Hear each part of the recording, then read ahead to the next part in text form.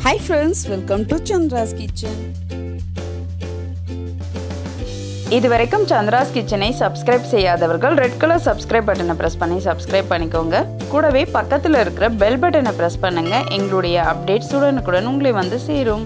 இன்னைக்கு நம்மளுடைய நிகழ்ச்சியில் நம்ம பார்க்க போகிறது தக்காளி கிச்சடி எப்படி செய்கிறதுன்னு தான். இந்த தக்காளி கிச்சடி வந்து நம்ம வந்து காய்கறி எதுவுமே சேர்க்க போகிறதில்ல. நார்மலாக கிச்சடி அப்படின்னாலே வந்து பார்த்திங்கன்னா கேரட், பீன்ஸ், பட்டாணி இது மாதிரிலாம் சேர்ப்போம். ஆனால் இந்த கிச்சடிக்கு வெறுமனே தக்காளி மட்டும் சேர்த்து தான் நம்ம செய்ய போகிறோம். இது கூட வந்து நம்ம புதினாலாம் சேர்க்க போகிறோம். ரொம்ப நல்லா வாசனையாகவும் நல்லா வந்து டேஸ்ட்டாகவும் இருக்கும். இதை நீங்கள் ஒரு வாட்டி செஞ்சு பார்த்தீங்கன்னா கண்டிப்பாக வந்து இதை அடுத்த தடவை நீங்களே செஞ்சு சாப்பிடுவீங்க. அந்தளவுக்கு ரொம்ப நல்ல டேஸ்ட் இருக்கும். இப்போ நம்ம இந்த தக்காளி கிச்சடி எப்படி செய்கிறதுன்னு பார்க்கலாம் வாங்க. நம்ம ஒரு கடாய் வச்சு 3 ஸ்பூன் எண்ணெய் விட்டுக்கலாம். இது கூடவே வந்து 1 ஸ்பூன் நெய் சேர்த்துக்கலாம். நெய் சேர்க்கறதுனால நல்ல வாசனையாகவும் இருக்கும். ரவையில் சூடு அப்படின்னு சொல்லுவாங்க நிறைய பேர். அந்த சூட்டை குறைக்கிறதுக்கு இந்த நெய் சேர்க்கறது நல்லது.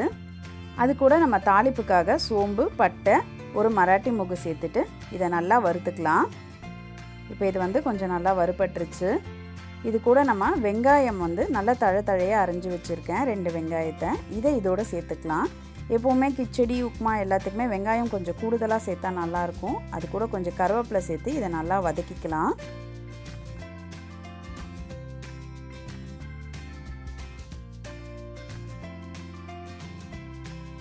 அடுத்ததாக காரத்துக்காக 3 பச்சை மிளகா வந்து நான் இதோட சேர்த்துக்கிறேன்.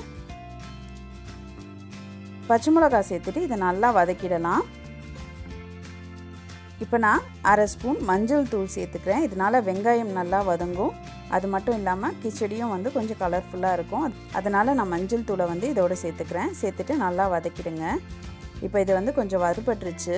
இது கூடவே நான் வந்து ஒரு 3 பூண்டை வந்து நசுக்கி வச்சுருக்கேன். இதை சேர்த்துக்கலாம். சேர்த்துட்டு நல்லா வதக்கிடலாம். நீங்கள் வந்து பூண்டை வந்து ரொம்ப நசுக்கக்கூடாது. சும்மா ஒன்றும் பாதியமாக நசுக்கி இதோட சேர்த்துக்கோங்க. அடுத்தது தக்காளி வந்து நான் 2 மீடியம் சைஸ் தக்காளியை வந்து அரிஞ்சு வச்சுருக்கேன். அதை இதோட சேர்த்து நல்லா வதக்கிடலாம்.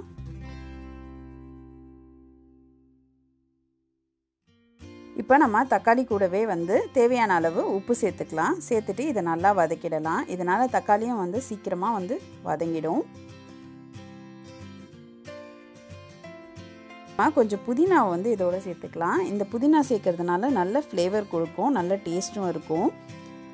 அடுத்ததாக நம்ம 1/2 ஸ்பூன் மிளகாய் தூள் சேர்த்துக்கலாம். இந்த மிளகாய் தூள் சேர்க்குறது வந்து காரத்துக்காக தான். பச்சை மிளகாவுடைய காரம் மட்டும் இல்லாமல் மிளகாய் தூள் சேர்க்கறதுனால அதோட டேஸ்ட்டும் நல்லாயிருக்கும். இப்போ நம்ம கிச்சடி செய்கிறதுக்கு தேவையான அளவு தண்ணி விட்டுக்கலாம். நான் வந்து பார்த்திங்கன்னா 100 கிராம் ரவை எடுத்திருக்கேன், 1/2 பேக்கெட் சேமியா எடுத்திருக்கேன். இதுக்காக வந்து நான் 2.5 டம்ளர் தண்ணி வச்சுருக்கேன்.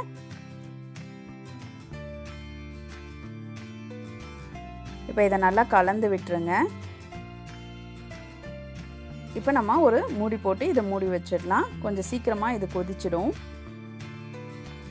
இப்போ ஒரு 5 நிமிஷம் ஆயிடுச்சு. நம்ம மூடியை திறந்துடலாம். இது வந்து நல்லா கொதிக்க ஆரம்பிச்சிருச்சு. ஒரு வாட்டி இதை நல்லா கலந்துருங்க. இன்னமும் இது கொஞ்சம் கொதிக்கணும். நல்லா கொதிச்ச உடனே நம்ம போட்டோம்னா ரவையும் சேமியாவும் சீக்கிரமாக வெந்துடும். அதனால வந்து கொஞ்சம் நல்லா கொதிக்க விடுங்க. இப்போ இது நல்லா கொதிச்சிடுச்சு.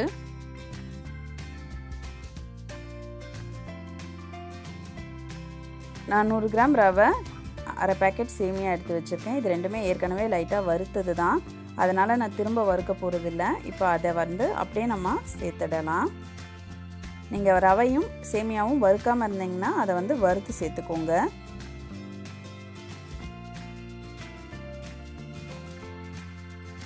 இப்போ இதை வந்து நல்லா கலந்துருங்க.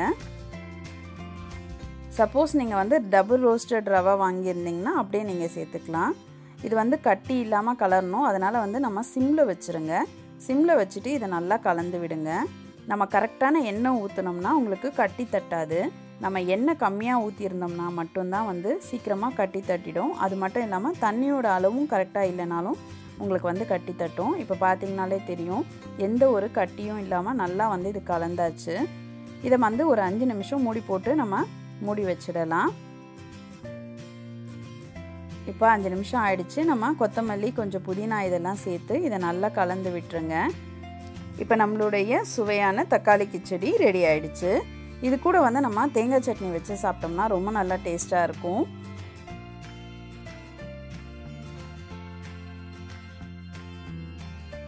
மேலும் இது போன்ற சுவாரஸ்யமான தகவல்களை அறிந்து கொள்ள சந்திராஸ் கிச்சனை சப்ஸ்கிரைப் செய்யுங்கள். உங்களுடைய கமெண்ட் பாக்ஸில் போடுங்க. லைக் அண்ட் ஷேர் பண்ணுங்கள்.